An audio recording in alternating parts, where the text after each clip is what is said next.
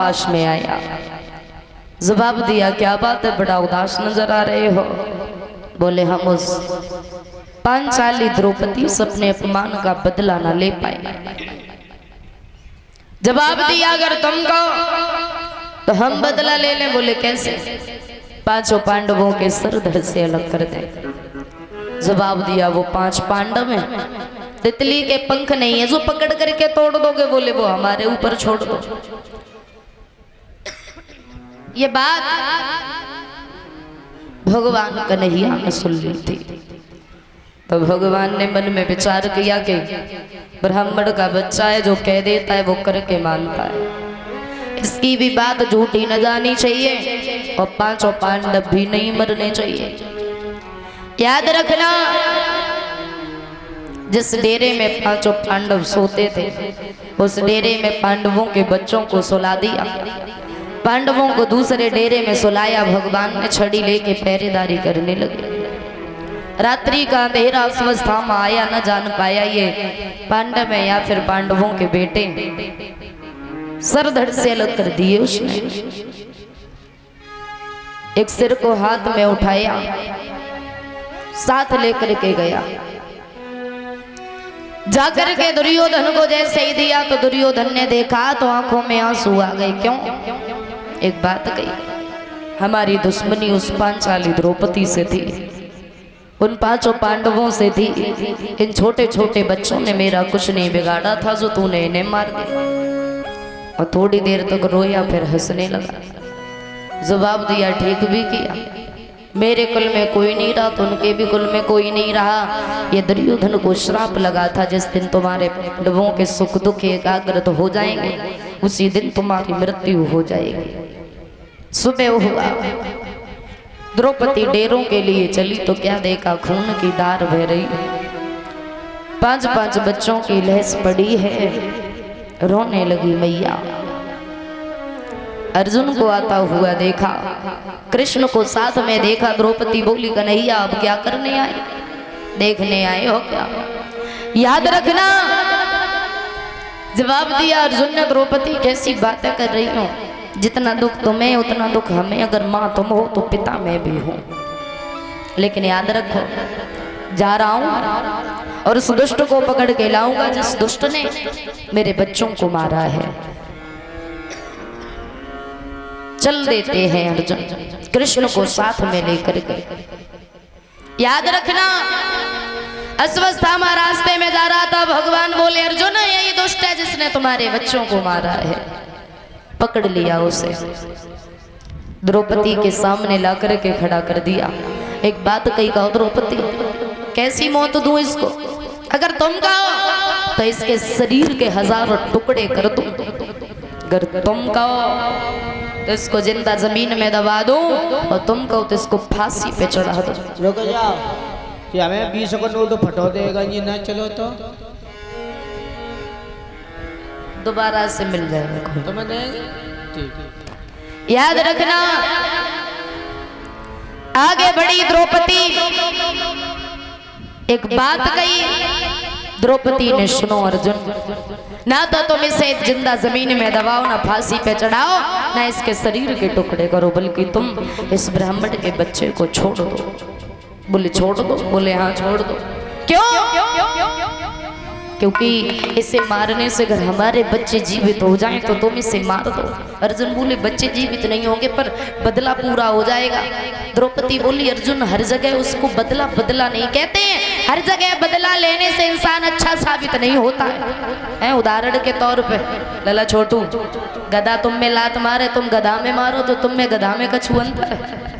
तो हमसे क्या कह रहे, तुम्हें बता रहे जे बेटे जरा विचार करो।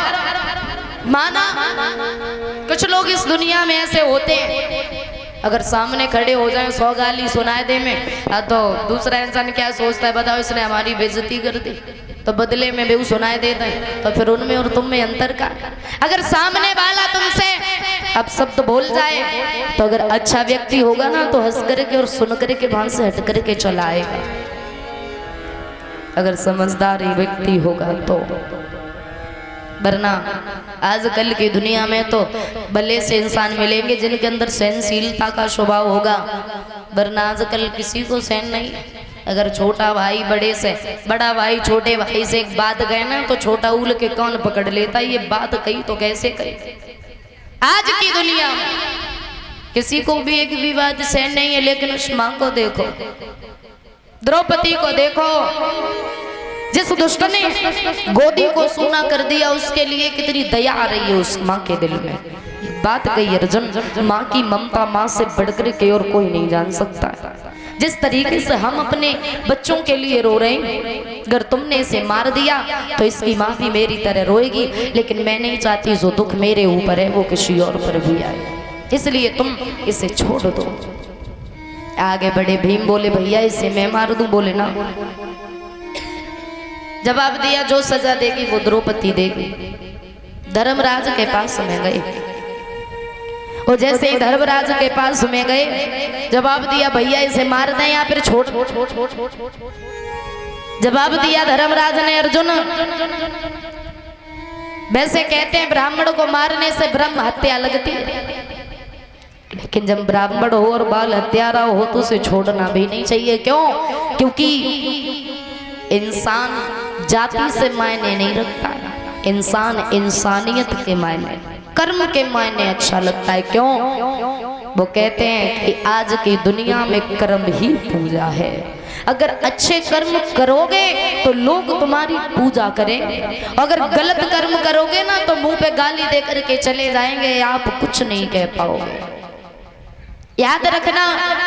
जवाब दिया अर्जुन, ब्राह्मण को मारने से ब्रह्म हत्या लगती है, परंतु ये तो बाल हत्यारा है, इसने 5-5 बच्चों को मारा है, ऐसे पापी को जीने का कोई हक नहीं है। लेकिन अर्जुन, ब्राह्मण को कभी मारना नहीं चाहिए।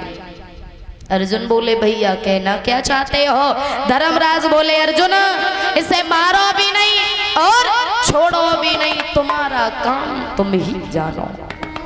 मारो भी नहीं, छोड़ो भी नहीं। अरे फिर मैं इसका करूं तो क्या करूं? धर्मराज बोले तुम्हारा काम तुम ही जानो। आगे बढ़े अर्जुन, उस दुष्ट के मस्तिष्क में मड़ी थी, उस मड़ी को निकाल लिया, धक्के मार के सभा से बाहर निकाल दिया। एक बात कही चला जा, ये काली सूरत कभी दोबारा मत दिखाना हमें। और कहते हैं कि मौत से कई गुना ज्यादा दुख देता है अपमान। अगर भरी सभा में कोई अपमान कर दे तो व्यक्ति उस पल को सोच करके तिल तिल मरता रहता है। वहां से तो चला गया, लेकिन उस पापी ने कैसे बाढ़ को छोड़ा जो गर्भवती महिलाओं को कष्ट पहुंचाने लगा। अभिमन्यु की पत्नी उत्तरा गर्भ से थी, उत्तरा का गर्भ बाल जब जलने लगा तो उत्तरा रोने लगी, आवाज लगाई कृष्ण को, मामा हमारी रक्षा करो, हमारे गर्भ बाल को बचाओ।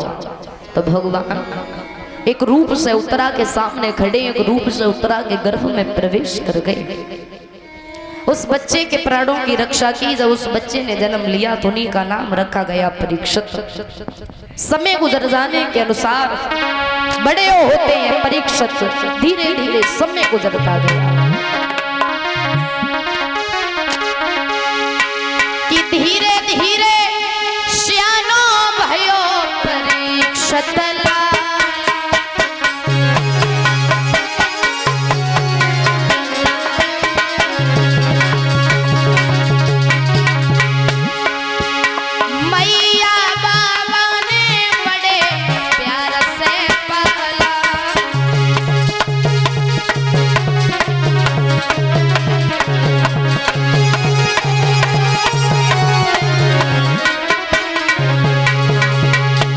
महाराज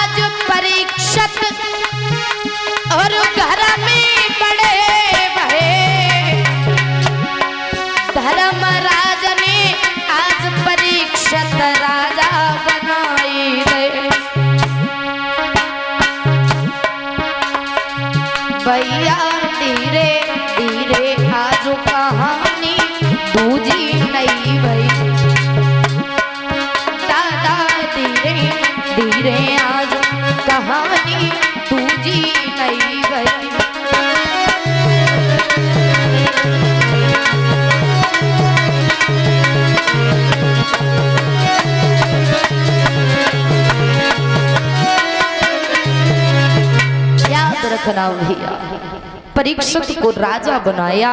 एक बात कही बेटा, सतयुग उतरे था, द्वापर युग के बाद में आएगा कलयुग, और कलयुग में धर्म को बचाना बहुत बड़ी बात है। परंतु तुम राजा हो तो तुम्हें हमेशा धर्म का साथ देना है, अधर्म नहीं करना कभी भी।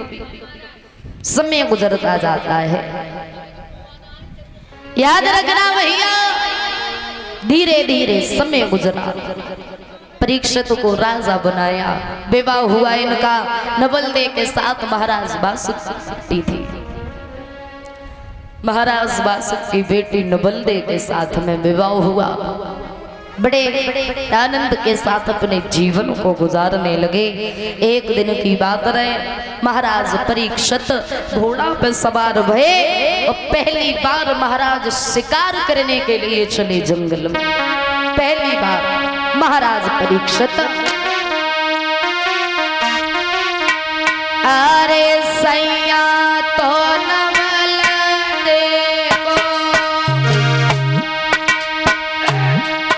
अरे सैया तो नवलदे को, चलो है रे राजा तो नवलदे को, चलो है रे वीर परीक्षित।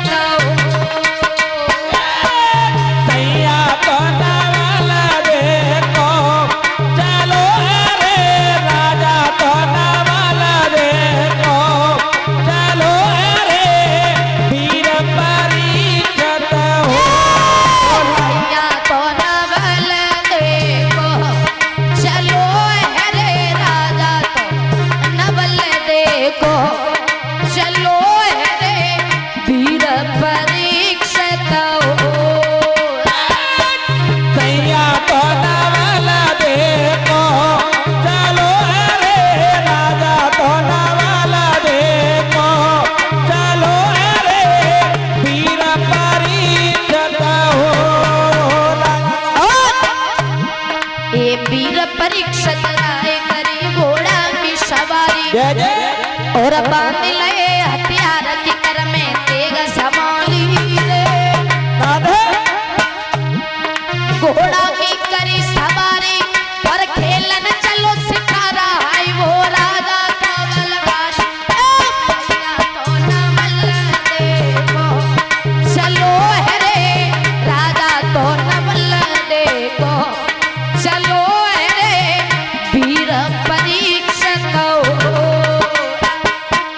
सैया तो नवलदे को, चलो रे राजा तो नवलदे को, चलो रे वीर परीक्षित हो। ए नारे नवलदे चली आरती लेके आई, जय जय और चौमुख दीप जलाई थाल सोने को लाई रे। ये नारे नवलदे चली आरती लेके आई, और चौमुख दीप जलाई थाल सोने को लाई रे। जने आरती धरी उतारी और जल्दी आइयो लौट की घर में कही रही है घरवाली। अरे सैया तो नवलदे को, चलो रे राजा तो नवलदे को, चलो रे वीर परीक्षित हो।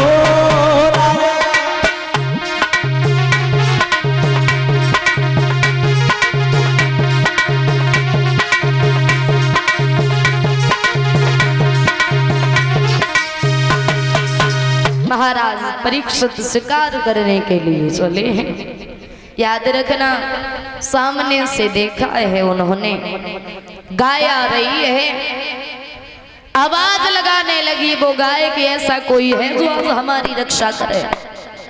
तो महाराज परीक्षित ने जब देखा, याद रखना धीरे धीरे समय गुजरा, आगे बढ़े, उस गाय को खड़ा कर लिया उन्होंने, पूछ लिया कौन है।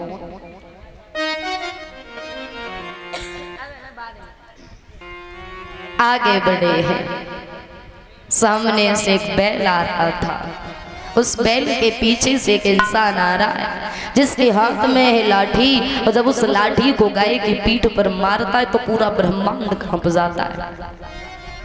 पूछ लिया कौन हो तुम, क्यों सता रहे हो इन्हें, अरे क्या बिगाड़ दिया तुम्हारा इन्होंने। तो वो बैल आगे बढ़ा, एक बात गई महाराज सुनो,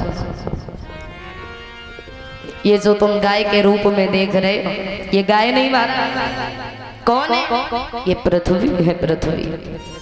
और महाराज मैं कोई बैल नहीं हूं, मैं धर्म हूं। और तुम जो ये देख रहे हो ना इंसान, ये कलयुग है। सत्युग त्रेता द्वापर में बड़े अच्छे कर्म होते थे, धर्म था, सत्य था, तब तो हम बने रहे। और जब से ये कलयुग आया है ना, तब से महाराज क्षमा करना, सांस लेना भी बड़ा मुश्किल है। तो हम हमेशा हमेशा के लिए यहाँ से जा बे अम्मा सोई रही है, देख मैंने के मुंह में सीखचा ना भी चाहिए क्या करे, बड़ी बूढ़ी है तो मैं कता कह रही है बे पे दे बता सो खेल हुए मैंने बे।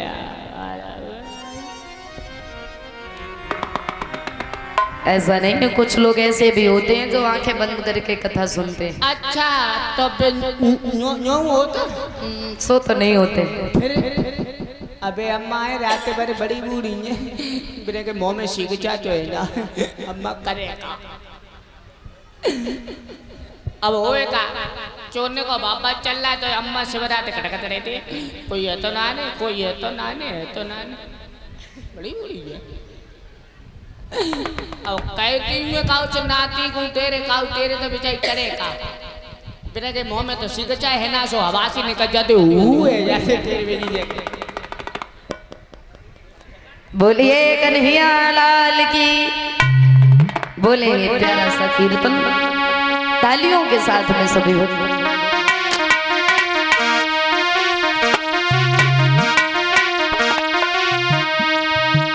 आरी मैंने आरी लफे लफे